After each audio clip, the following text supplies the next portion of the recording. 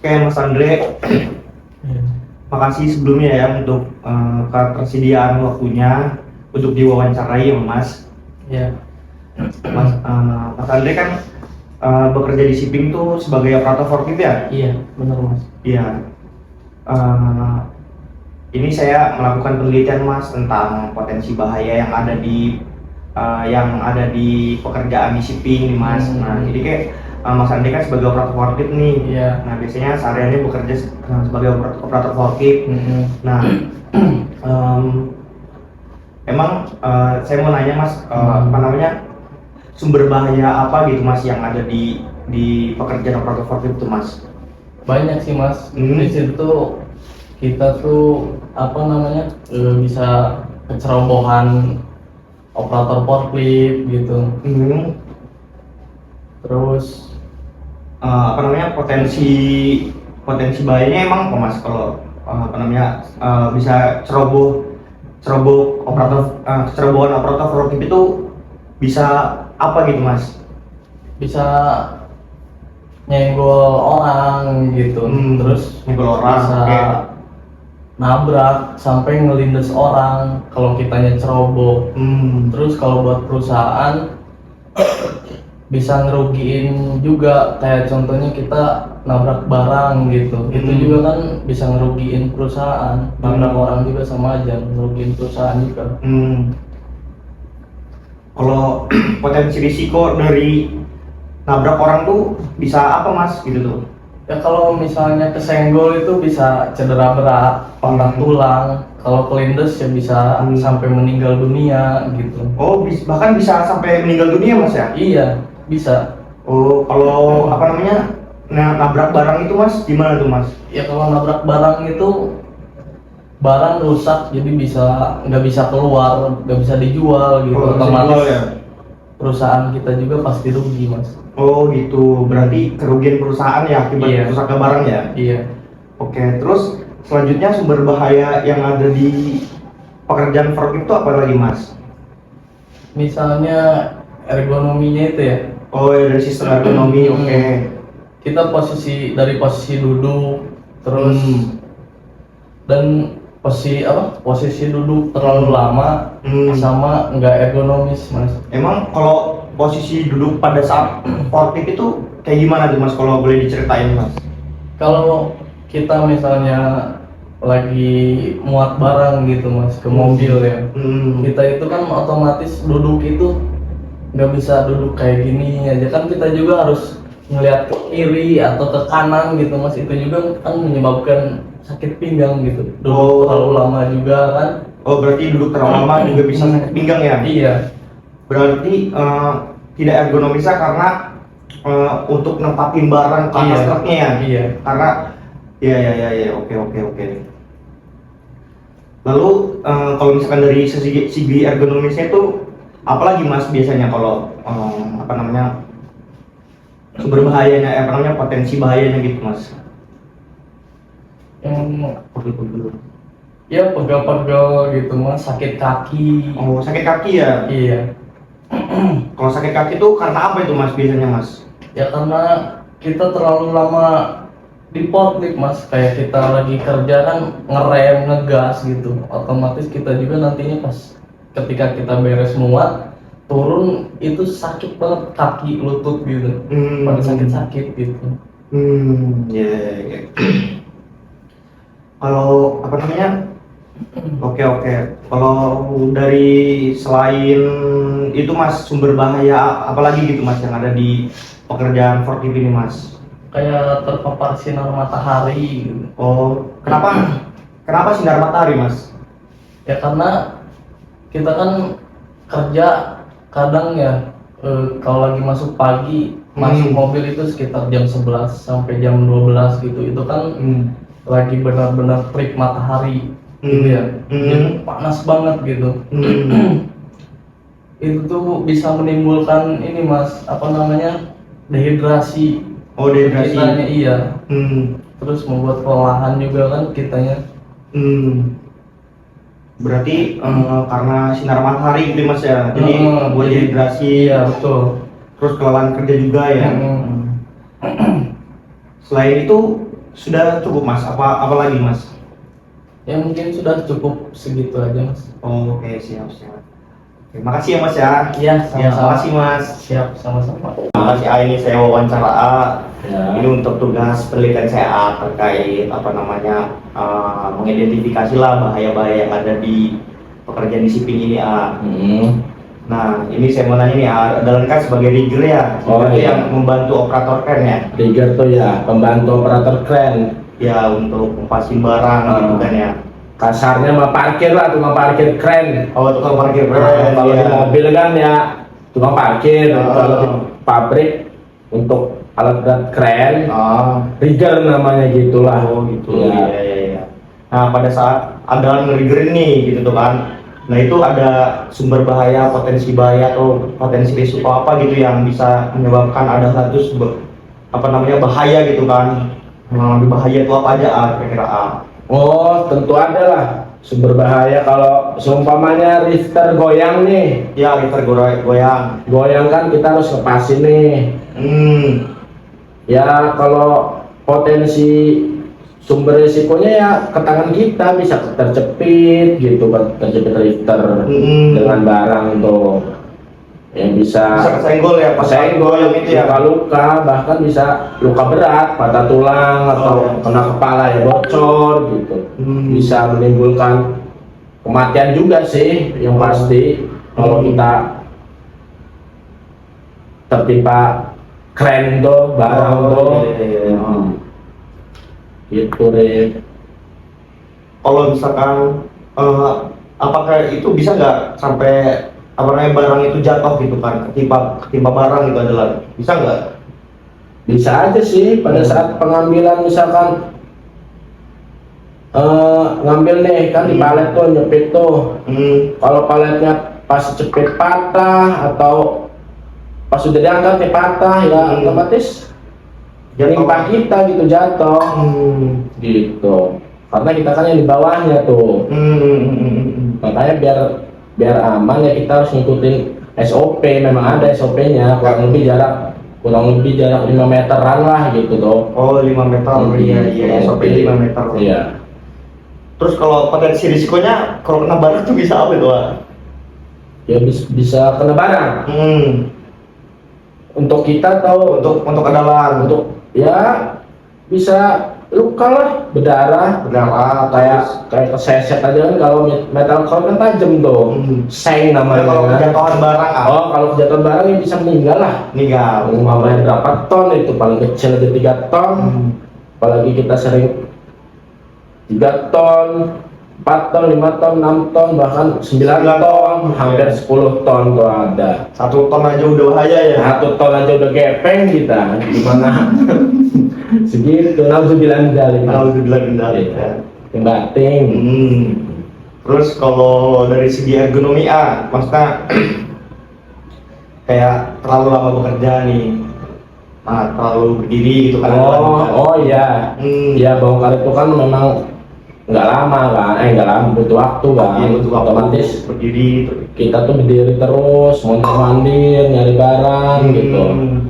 Ya kaki jemper, semutan, nyari otot, gitu. Pusing juga, apalagi pas tanggal tua gitu tuh, pasti kan. Ya nyeri nih kalau tanggal tua mah. Iya. Pokoknya sampai kita hilang fokus aja, masalahnya barang bertonton itu. Kalau kita hilang fokus udahlah gitu, fatal bisa Fatal, jadi ya. ya fatal.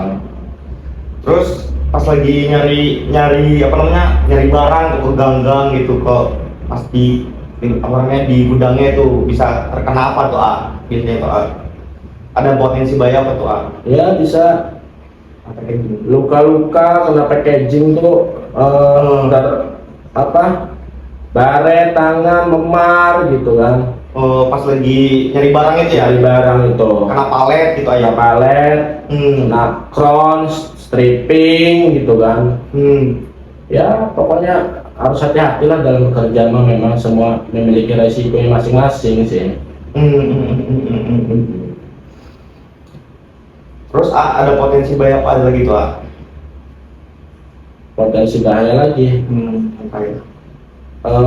kepala bocor, kalau kena kren, lagi kena lifter, dorong. lagi ngedorong, Hmm. pada saat mendorong terjepit tangan. Gimana tuh habis terkena?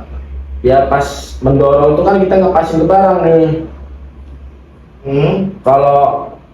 Kalau seumpamanya barang kan kadang nih mesin nih harus dibantu kita nih, namanya goyang kanan goyang kiri harus kita stop. Terkadang tuh pakai tangan, entah kaki, entah tangan, pokoknya jangan sampai kepala aja bahaya kalau stop. Dorong pakai kepala ya. Ya bisa marah, terjepit gitu, bahkan bisa patah nih jari-jari juga. Kalau terjepit keren itu. Iya. Karena cengkramannya kan kenceng tuh, takut pas ngedorong, pas operator menjepit gitu kan, miskomunikasi. Karena kenapa bisa miskomunikasi? Karena HT kita tuh kadang lambat gitu tuh, responnya, sinyalnya. Kita mah jangan tutup dulu, buka dulu. Operator makan nggak dengar aja kan, karena sinyalnya itu nggak dengar panduan kita ya. Miskomunikasi ya bisa membahayakan diri sendiri juga, jadi bisa kejepit ya. Kejepit ya. Iya. Miskom. Udah, itu aja apa lagi tuh, kira-kira tuh. Itulah cukup lah kali ya. Cukup. Mau ke toilet dulu soalnya ini. Mules. Ya makasih Ayah. Oh ya. Ya, makasih ya teman-teman udah menyediain waktunya gitu kan untuk ada wawancara nih. Ini untuk untuk penelitian skripsi saya judulnya tuh jadi identifikasi bahaya yang ada pada pekerjaan loading template. Nah, kemarin udah wawancara Trigger ada terus juga udah wawancara otomotif dari Andre gitu kan. Nah, selanjutnya saya mau wawancara nih terkait pekerjaan yang ada di shipping gitu kan. Nah, saya mau pertama-tama tuh saya mau tahu dulu nih dari Imam. Kalau Imam kan sebagai teleman yang mana? Nah, kalau teleman itu kira-kira ada bahaya apa gitu pada saat kerja, pada saat Imam kerja gitu kan? Saya mau tahu gitu. Cerita. Bahayanya tuh teleman itu kalau lagi di loading ya, kalau di lokasi. Pas kita di lokasi kan sempit kan jalannya. Kalau ikan posisinya garis ke belakang dan ke depan, jadi kita masuk ke celah-celahnya. Mungkin bahayanya lebih kadang ini namanya tangan bahu ini kena palet bisa jadi kena stripping, tangan stripping berdarah. Stripping itu berarti packaging timbernya ya? Iya. Biasanya tangan kan tanpa sengaja kita pegang iseng bisa kena. Ya tapi lebih seringnya sih kena palet itu sih. Oh, lebih sering kena palet. Ya. Kalau kena palet itu bisa memar ya, Mas? Ya bisa memar, bisa berdarah sih. Enggak berdarah enggak. Soalnya kita pakai safety kan, pakai Tapi safety. selama itu pernah nggak sampai ada kecelakaan kerja gitu kan? Pernah. Pernah. Waktu itu akibat dari packaging timber ini ya? Iya. Berdarah waktu itu saya pernah. Selain itu ada apa aja, Mas? Kira-kira. Selain itu debu juga mengaruhi karena kerja di lapangan ya. Debu dari atas atap, debu dari mesin itu bisa mengganggu pernapasan, ganggu sirkulasi kan. Ya itulah bahayanya kalau kita Terus selanjutnya, Mang, ada bahaya apa lagi tuh, Mang? kayaknya sih itu doang. Debu doang sama palet gitu sama strap. Oh, udah itu Itu aja sih. Kira ada tambahan lagi nggak? Adri, itu kan ada kalau kerjaan dari telemen ya? Ya mungkin telemen itu resikonya juga rentan banyak. Telemen kan kita berfokus pada pencarian barang. Kalau di sebutan kita kan telemen. Iya, telemen Pencarian barang itu kan menyediakan mempersiapkan barang yang akan kita kirim ke customer. Contoh Nestle, Indolacto, macam-macam. Itu telemen itu pertama menyiapkan barang di list sesuai dengan PO outstanding permintaan dari sales. Itu diminta kita list, kita hitung berapa tonase satu muatan truk, terus kita cari yang disebut dengan telemen. Di situ kan sumber bahayanya kan telemen di sini tuh kan mungkin banyak yang harus dicari, banyak juga yang harus dihitung. Iya. Jadi resiko di lapangannya itu ya mungkin lelah, bahayanya lelah, ya kan? Haus, ya kondisi gudang kita juga panas, iya.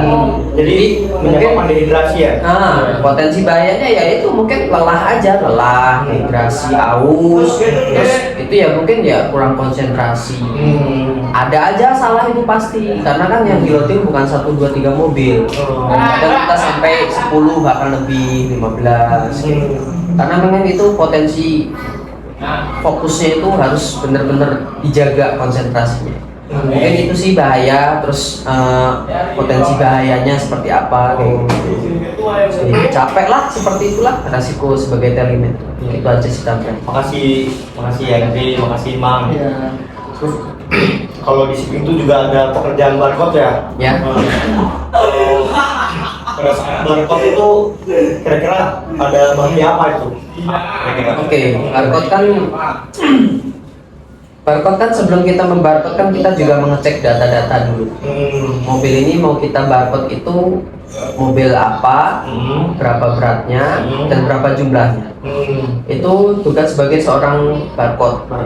Nah, di sini ada sumber bahaya yang mungkin sehari-hari kita jalani ya, sehari-hari kita hadapi, yaitu mungkin ketika waktu di barcode itu kita kan posisi barang ini sudah barang jadi, barang yang siap dikemas, yang siap kirim. Jadi faktor utama yaitu kita harus mengecek barang melalui barcode, satu-satu kita tembak, kita barcode sesuai A, B atau B. Pokoknya intinya sesuai kode loading dengan telemen tadi, Mas tadi. Nah, kita naik ke truk tuh, di atas truk dengan menggunakan tangga. Itu ada tangganya. Soalnya kan posisi truk kan mungkin 1,5 meter itu. Bisa jadi 2 meter karena ketinggian truk itu kan memang harus menggunakan tangga. Iya. Nah, di situ potensi bahayanya di atas truk itu ya kita harus hati-hati. Dengan space yang ala kadarnya sempit, taruhlah gitu. Jadi kita harus berhati-hati. Potensi bahayanya ya kita bisa saja terjatuh, tersandung, bisa jadi. Apalagi ada wingbox, sandung palet gitu ya. Sandung palet bisa jadi. Palet di situ kan koil besar-besar. Apalagi yang paling banyak kita maksimal palet koil itu 15 koil. Itu untuk kirim ke Surabaya. CSB biasanya. CSB, Artawena. Tuh paling di atas kondisi di atas truk Ya, di atas truk itu harus dengan kondisi hati-hati, konsentrasi juga perlu itu. Itu potensi bahayanya itu ya bisa terjatuh, tersandung, sama aja seperti di lapangan kayak gitu. Biasanya kalau terjatuh tersandung tuh bisa menyebabkan apa tuh? Ya kalau tersandung ya untuk kita pakai safety ya, tapi memang pasti ya sangat bahaya sekali. Kita harus hati-hati. Apalagi kita mau jatuh.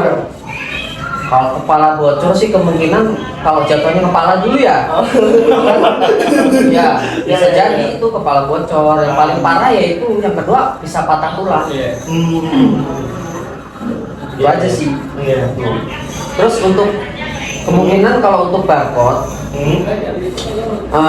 itu faktor kedua yaitu mungkin lelah ya, atau mungkin di sininya berdiri terlalu lama. Debu juga berpengaruh pada kita. Debu itu ini kan contoh barang-barang yang mungkin stok yang sudah lama minta dikirim baru sekarang ini. Itu juga kita berpotensi batuk ya, sesak gitu. Soalnya kita juga kadang pakai masker, pakai enggak. Terus berarti kalau debu yang ada di jalanan itu ada nggak? Ada. Debu di jalanan itu masih apa? Ada forklift tuh lewat. Ada forklift dari rodanya itu. Terus debu-debu asap dari komplek itu juga sama aja sih. Berarti kalau debu itu bisa, kalau debu dari pekerjaan barcode ini bisa menyebabkan masalah pernapasan dan mata ya, bisa Bisa, kelilipan gitu betul. ya. Saya pernah itu kelilipan. Oh gitu. Terus juga pernah waktu ngebarcode di siang hari itu silau. Silau iya, itu iya. faktornya itu ya dimana Berarti kita karena terpapar langsung sama sinar matahari. pernah itu potensinya sangat mengganggu penglihatan, konsentrasi juga. Oh iya. Terus apalagi tuh perkiraan? Ya mungkin udah sih, Udah, situ aja mungkin. itu aja. Ya faktor-faktor yang lainnya nggak begitu seberapa. Mungkin itu yang harus yang harus konsentrasinya. Konsentrasi dalam pekerjaan barcode ini ya. Ya betul, itu aja. Ada tambahan nggak, Firman sama Imam berkat barcode ini? Saya barcode ada tambahan sedikit sih. Iya, apa tuh? Biasanya kan kalau kita kan nembak tuh, sepengalaman saya ya, ada barcode scan barcode-nya tuh yang kurang jelas. Kadang kan kita naik tuh ke mobilnya, ke baknya itu, ke trailernya.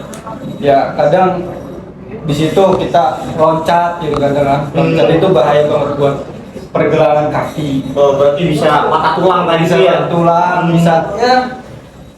bisa cedera di kaki lah. Makanya apa ya? Mungkin penanggulangannya jangan terlalu sering lah. Jangan terlalu sering. Jangan terlalu sering loncat gitu. Menggunakan tangga. Harus Iya. menggunakan tangga karena Kalau SOP-nya kan pakai tangga ya. pakai tangga ya. Coba kan tangga juga nggak ada handle-nya kan, nggak ada pegangan kan. Nah itu juga mungkin bisa nanti ya. Jadi kalau bahasa kasarnya kalau sering loncat-loncat itu bisa turun bero. Oh gitu. Iya, turun bero itu. Makanya itu sebagai barcode tuh jangan sering-sering loncat-loncat. Udah itu aja sih. Oh udah itu aja. Ada tambahan nggak, Man? Orang kan yang saya lihat orang kan berdampingan juga dengan operator forklift ya, lalu lalang forklift. Nah di situ juga harus perhatikan lalu lalang forklift kan kalau tidak kelihatan. Oh iya benar. Karena ketabrak ya Iya, berarti. resikonya lebih tinggi. Iya benar. Ya pokoknya jaga konsentrasi dan lihat kiri kanan, belakang, depan, apakah ada forklift atau tidak. Udah sih itu. Iya, makasih masukannya. Terus ada lagi pekerjaan operator kan ya? Ya Pak Firman nih sebagai operator, ya bisa diceritain Pak Firman kalau Pak Firman nih sebagai operator keren itu ngebantu pekerjaannya seperti apa gitu kalau di sini? Tugas utama operator kren adalah kan mengambil barang yang dimana barang itu tidak bisa diambil oleh forklift. Jadi tugas operator kren itu mengambil barang ya. Barang kita ada barang tinpet yang dimana tonasinya berat-berat. Nah, adapun resiko kerja itu sangat tinggi sekali karena kita berada di ketinggian juga. Apabila kita tidak fokus, tidak konsentrasi, ya resikonya ya bakal tinpet itu jatuh. Oh, jadi berarti bisa merusak barang juga. Ya, bisa rusak barang juga. Itu ya si tinpet itu jatuh ya ada orang di bawah ya bisa trigger ya bisa tertimpa juga kalau kita kurang konsentrasi atau ceroboh dalam menjalankan kerennya. Oh ya, kemarin juga belum dijelasin tuh kalau rigger itu pekerjaan apa gitu tuh. Coba bisa dijelasin nggak? Trigger itu adalah orang yang ada di bawah memandu seorang operator kren untuk ngelepasin suatu barang yang dimana barang itu akan diambil oleh kren tersebut. Berarti, iya, oke. Istilahnya Pemandu lah. istilah kasar parkir lah ya, Iya, bukan parkir barang ya. Iya. Itu juga punya resiko besar juga ya ternyata ya. Selain dari kecerobohan operator itu kira-kira apa lagi? Kan operator kren itu kan kita tuh melihat pandangannya ke bawah dan dimana posisi duduk kita tuh sangat miring ya, miring ke bawah. Oh berarti bungkuk Ya, bungkuk ya. Oh. Nah, di situ kan ya bisa efeknya sakit pinggang. Itu yang saya lagi rasain tuh. Iya, benar. Ya, ya. Tinggal Ya pokoknya untuk jadi operator kren harus fokus, konsentrasi, jalankan SOP yang benar tadi. Oke, siap.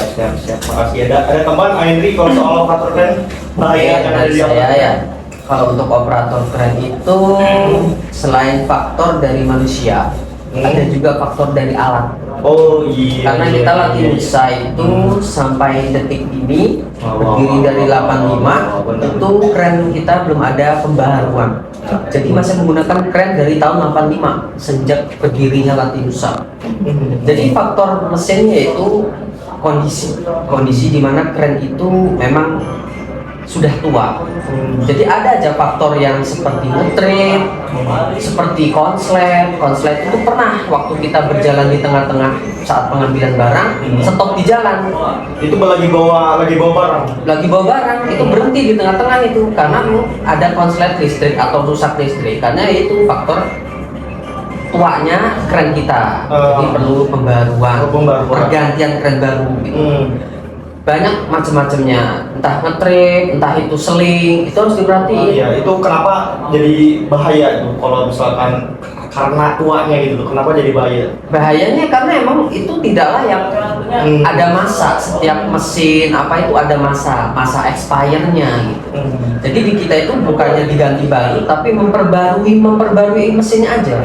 Kayak contoh seling, diganti seling. Harusnya kan sekalian ganti krennya gitu. Kren itu perlu, tapi memang harganya nggak murah. Makanya kita mungkin hanya mampunya memperbarui alat-alat yang mungkin kondisinya harus diperbarui aja gitu aja. Faktor manusia, yang kedua faktor alat. Itu aja. Makasih ya buat masukannya semua. Mungkin cukup ya itu aja ya. Pak Indri, Firman, Mas Imam, ya mungkin itu aja. Terima kasih nih atas waktunya ya. Maaf ganggu nih pekerjaannya. Ya, bukan. Ya makasih Indri, Firman. Nah, wes.